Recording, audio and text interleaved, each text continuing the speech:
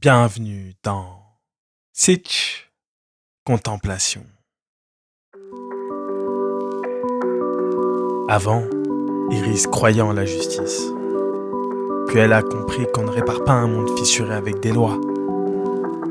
Alors, elle a commencé à en inventer, en silence. On dit que l'œil ne ment jamais. Mais que devient la vérité quand il ne cligne plus ? Au début, elle fuyait l'open space pour travailler en secret dans le laboratoire. Elle comprit vite qu'il lui faudrait changer de stratégie. Ici, elle perdait toute notion du temps. Ses collègues commençaient à s'interroger et Iris ne voulait pas qu'ils sachent. Alors, elle déplaça sa vie. Elle dormait le jour, travaillait la nuit. Côté gouvernement, elle faisait le strict minimum pour valider sa journée réglementaire. Puis, au lieu de discuter lifestyle autour de la machine à café, elle s'éclipsait pour dormir. Ces nuits, elles étaient entièrement pour son projet. Elle vécut ce basculement comme un déménagement. Son nouveau chez elle, c'était le laboratoire. Elle avait tout prévu. Dans un petit tiroir, une trousse de toilette et un miroir de poche. Chaque matin, elle se lavait dans l'évier du coin café, se maquillait à la lumière crue des néons, comme une clandestine dans son propre bureau. Peu à peu, le labo cessa d'être un simple lieu de travail. Il devint refuge, un espace qu'elle connaissait par cœur, au point de pouvoir y marcher, les yeux fermés. Christophe et elle étaient encore à égalité. 2 noms, sur la même ligne d'organigramme. 2 collègues, rien de plus. Puis, il y eut ces petites scènes, des réunions à huis clos, des invitations dont elle n'entendait parler qu'après coup, des projets pilotes venus de nulle part, une ascension douce mais régulière. Christophe ne grimpait pas l'échelle, il la façonnait. C'est là qu'il lui glissa cette phrase, comme un clou froid dans la nuque. Tu sais, Iris, parfois, ce sont les projets qu'on ne monte pas qui valent le plus. Son regard, il lui donna l'impression qu'il venait déjà de la dépouiller. À partir de là, quelque chose se fissura. Elle entra en mode Trigger Woman. Les années s'empilaient. Christophe gagnait des titres. Elle gagnait des itérations de prototypes. Lui signait des accords confidentiels. Elle signait des plans qu'elle planquait aussitôt dans des fichiers camouflés. Parmi 2000 autres. La parano s'installa, comme un bruit de fond. Un fichier déplacé de 3 cm. Alarme. Un mot de passe réinitialisé. Alerte rouge. Elle commença à tendre des pièges. Faux fichiers. Chemin volontairement piégé. Rien. Il ne mordait jamais.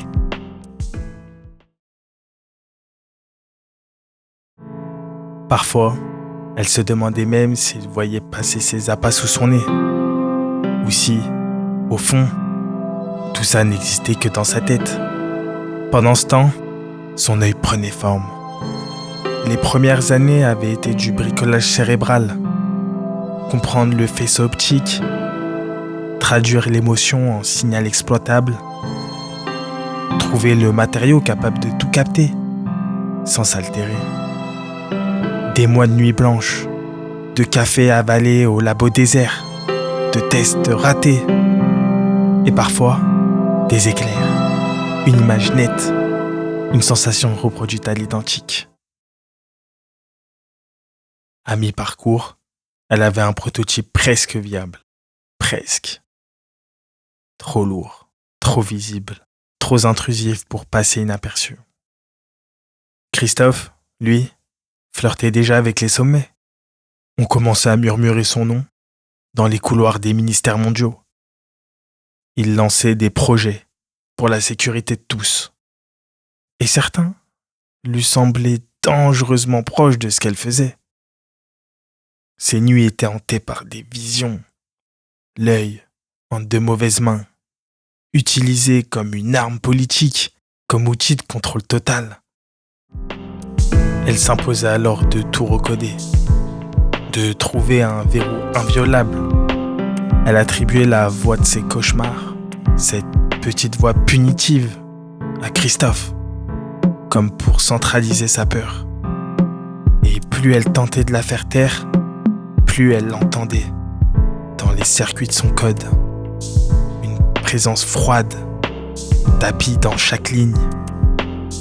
Parfois, il lui semblait qu'il la regardait à travers l'écran. Et quand elle éteignait tout, le silence restait plein de lui. Les 5 dernières années furent les plus tendues. Elle savait qu'elle touchait au but techniquement. Elle savait aussi qu'elle ne pourrait plus rester ici. Chaque jour au labo était un pari contre le temps. Elle changea de stratégie. Tout recopié sur papier, à l'ancienne. Les fichiers numériques cruciaux, supprimés. Une duplication matérielle planifiée, pièce par pièce. Un financement en crypto, pour acheter anonymement son futur labo de repli. Et puis, un jour, ce fut la bonne. Elle avait enfin réussi à miniaturiser l'œil, tellement petit qu'il disparaissait à l'œil nu. Mais capable de tout capter. Le souffle du vent sur la peau, la chaleur sèche des néons, l'odeur métallique du labo. Chaque sensation recomposée avec une précision chirurgicale. Pas un souvenir retouché. Pas une émotion déformée. Tout brut, net, incorruptible. Et relié à un service de cloud qu'elle avait bâti elle-même. Chiffré comme une forteresse. Tu l'aurais vue ce jour-là. Elle dansait presque sur le plafond du labo, incapable de retenir ses éclats de voix. Elle l'avait fait. Le protocole était simple. Avaler l'œil, le laisser se fixer sur le récepteur, niché dans son cerveau. Rien, pas de douleur, pas de traces, comme s'il avait toujours été là. Un battement de cœur plus tard, l'écran s'allume. Et là, le vertige. Elle se voyait elle-même, en train de voir ses propres yeux reflétés à l'infini. Chaque mouvement reproduit à la microseconde. Une boucle parfaite, hypnotique, où passé et présent se confondaient. La pièce était la même, les murs, la lumière, ses mains, comme si quelqu'un d'invisible filmait derrière elle. Et sur l'écran, une iris penchée sur un iPad. Dans cet iPad, encore la même iris, penchée sur le même iPad.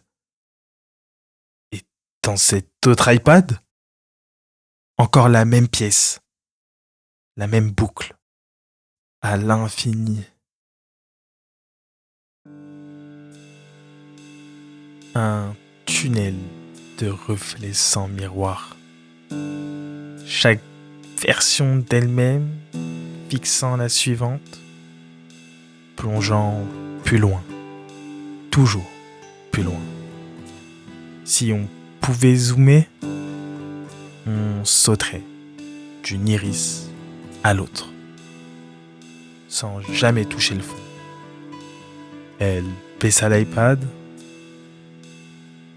releva les yeux, puis recommença. Même mouvement, 2 fois. Un souffle de retard entre les 2 réalités.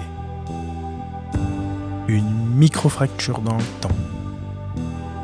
Comme si l'œil y avait ouvert une faille. Et à cet instant précis, un 23 juillet, 200 ans avant le respawn, elle sut qu'elle devait partir. Elle déplaça toutes les machines du laboratoire, comme pour y laisser une trace, invisible mais bien là. En moins d'une semaine après l'implémentation, tout était chez elle. Elle avait dupliqué chaque pièce, chaque outil nécessaire pour recréer l'œil. Une société de transport, payée en crypto, avait tout installé dans sa maison de campagne. Elle l'avait choisi pour son sous-sol. Un écrin discret. Parfait pour en faire une réplique miniature du labo et continuer à produire. Désormais, elle pouvait poser sa démission, sans préavis. Christophe n'en revenait pas. Pour lui, c'était le signe. Elle avait terminé. Il devait la retenir. Coûte que coûte. Pendant un entretien de 2 heures, il usa de toutes les cartes possibles. Ses plus belles têtes de salade. Bouteilles de whisky hors d'âge. Iris ne bronchait pas. Aucune de ses propositions ne la faisait frémir. Elle savourait simplement l'instant. Curieuse de voir s'il oserait évoquer l'œil. Mais non. Pas un mot. Finalement, il lâcha son offre. 6 mois de congés payés et une augmentation de 50%. Iris éclata de rire. Il croyait vraiment qu'elle l'accepterait ? Elle lui déposa un baiser léger sur la joue et partit. Ce jour-là, l'œil existait et Christophe, malgré tout ce qu'il avait gagné, avait perdu Iris. Ce monde que je construis, tu peux le visiter avec moi. Pas juste l'écouter, mais le nourrir, l'influencer, l'habiter. Sur Patreon, chaque soutien devient une brique dans cet univers. Rejoins-moi là-bas, si le cœur t'en dit.